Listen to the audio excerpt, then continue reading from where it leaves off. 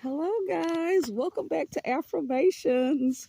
As you can see, it is gently snowing where I am. I'm hoping everyone's staying warm. I know all over Texas is probably a type of cold front. I don't know if you all are getting snow, but I'm hoping everyone's staying warm. Today, I've decided I'm going to do another story time. And again, this segment is called Story Time for the Children of the Slaves. And again, the reason why we're doing this, and this is the book we're going to be doing. It's by an author named Ezra Jack Keats. And we're going to be reading uh, A Snowy Day, which is perfect. I said, let me go out in the snow for you guys and read this story called A Snowy Day. And again, one of the reasons why we're doing this is because we want to make sure we're tapping into our inner child. And one of the things that we talk about is how during slavery and throughout our generations, our children, including ourselves, have not been allowed to be children at all times because of the society that we live in, as well as us having to be, I don't even care if we're sheltered, at some point we have to be little adults in order to make sure that we're safe. And it's a hard pill to swallow when you have to introduce your children to this concept and give them our history and how they're not going to be viewed as children, and they normally are going to be punished more harshly. Um, and so some of you all can relate to that. But important for us to tap into our inner child, which allows us to nurture ourselves as well as be able to uh, tap into our imagination, which is connected to our dreaming. Okay. So it's very important. So please do get a cup of hot chocolate, some coffee, maybe a comfy blanket. And I hope you enjoy the story. I'm hoping you all can see. Okay. Okay. The Snowy Day. Let's see. One winter morning, Peter woke up and looked out the window. Snow had fallen during the night. It covered everything as far as he could see. After breakfast, he put on his snowsuit and ran outside. The snow was piled up very high along the street to make a path for walking.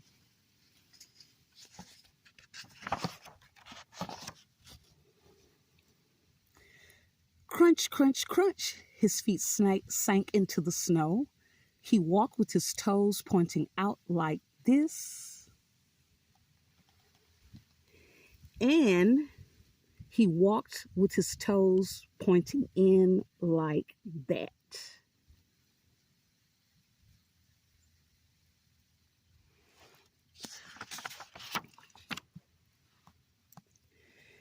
Then he dragged his feet slowly to make tracks, and he found something sticking out of the snow that made a new track.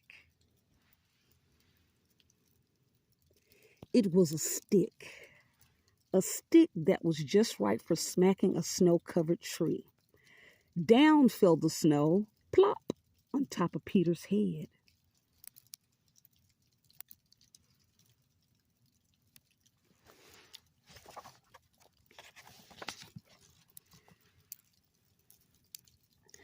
He thought it would be fun to join the big boys in their snowball fight, but he knew he wasn't old enough, not yet. So he made a smiling snowman and he made angels. And he pretended he was a mountain climber. He climbed up a great big tall heaping mountain of snow and slid all the way down.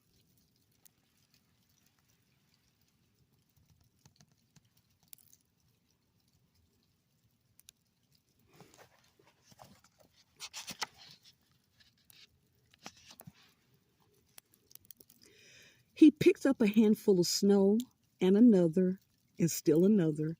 He packed it round and firm and put the snowball in his pocket for tomorrow. Then he went into the warm house. He told his mother all about his adventures while she shook off his wet socks. And he thought and thought and thought about them.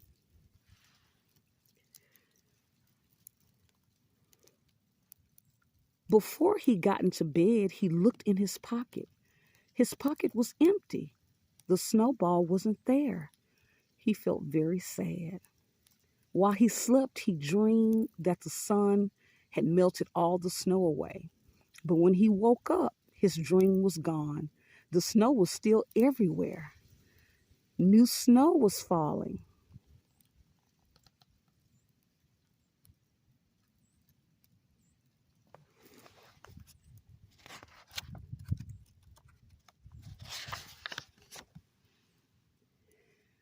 After breakfast, he called to his friend from across the hall, and they went out together in the deep, deep snow. The end. I hope you all enjoyed that. Yeah, a snowy day.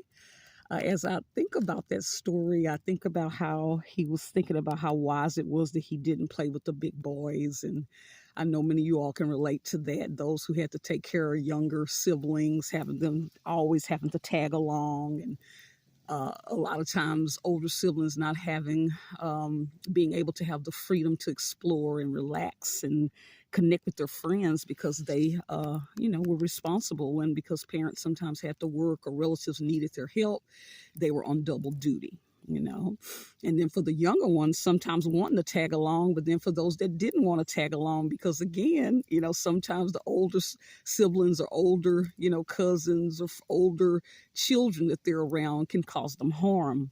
And many of y'all can relate to that as well. And so things could get quite harsh. Even playtime sometimes could be something that was, not safe. Um, but one of the things, again, we want to start doing is tapping into our inner child and nurturing our innocence. Okay. So we definitely want to start that back. So I'm hoping you all enjoyed that. I want you all to stay warm, and I will catch you next time. And never ever forget your inner child. Bye.